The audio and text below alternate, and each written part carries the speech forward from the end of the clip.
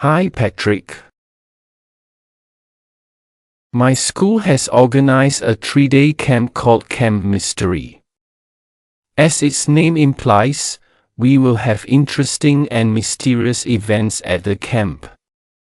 Since I'm into solving mysteries, I'm really looking forward to this camp. My best friend, Noah, has also signed up for the camp. We will be staying in the same dormitory. We will be having a midnight walk to a place called Huts Hola. We will be given a map and left to our own devices. It will definitely be exciting and challenging, I believe. On the second day, there will be another fun activity where we will be given 10 minutes to look for buried items in a sandpit. My friends and I enjoy treasure hunts. My friend hopes to win the prize for being the first group to find all the items. I can't wait to pretend to be an archaeologist. On one of the nights, we will have a campfire. Each group would need to do a song and a skit. We will be preparing for this 3 days before the camp. I wrote the skit. It is a comedy and I hope that it will be entertaining for all. I think the activities lined up are all very interesting. The camp is going to be a lot of fun. I will write again when I return from the camp. Take care. Your cousin, Tom. Hi, Ben. Are your exams over? Mine were over last week and now the school is busy preparing for an upcoming school play to commemorate the 50th anniversary of Mandalay Primary School. I would like to invite you to watch this play. This play is about how our founders overcame hardship in order to set up the first school. I know you enjoy history, so this play will be an ideal way to learn more about how the school was established. My dad said that your father used to study at Mandalay Primary School as well. From the play, you will be able to find out what the school was like for your father in the past. The play will be held on Sunday, May 22nd from 7:30 p.m. to 10 p.m. at Mandalay Primary School Field. Tickets cost $10. If you are free on that day, we could go for the play together. Let me know and I'll get the tickets for us. Hope to hear from you soon. Your cousin, Jim.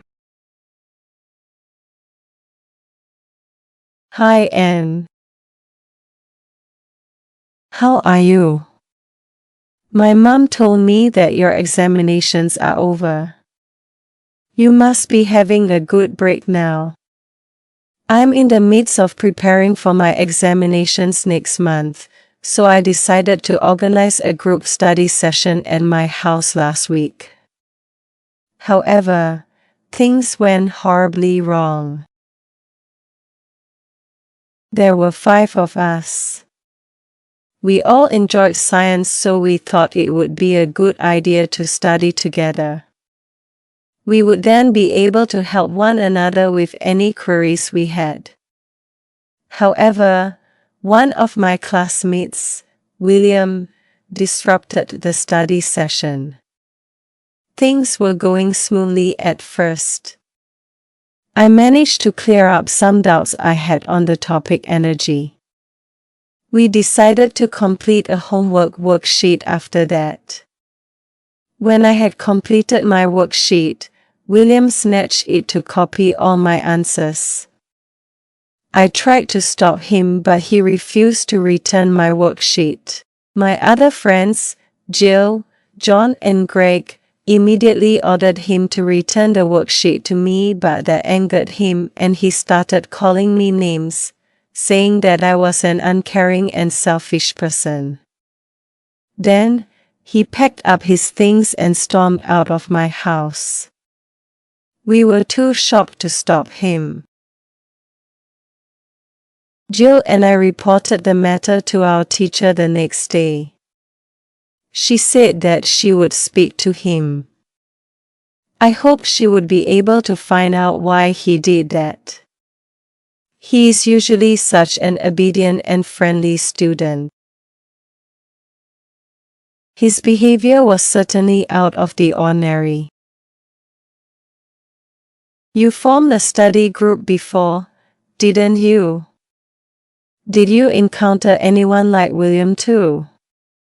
Right soon. Love. Marcia. Dear Sir/Madam, bad service of in fashion boutique. Last Sunday, April 10th, at 8 p.m., visited your store to purchase a cotton blouse. Susan, one of the sales assistants on duty, attended to me.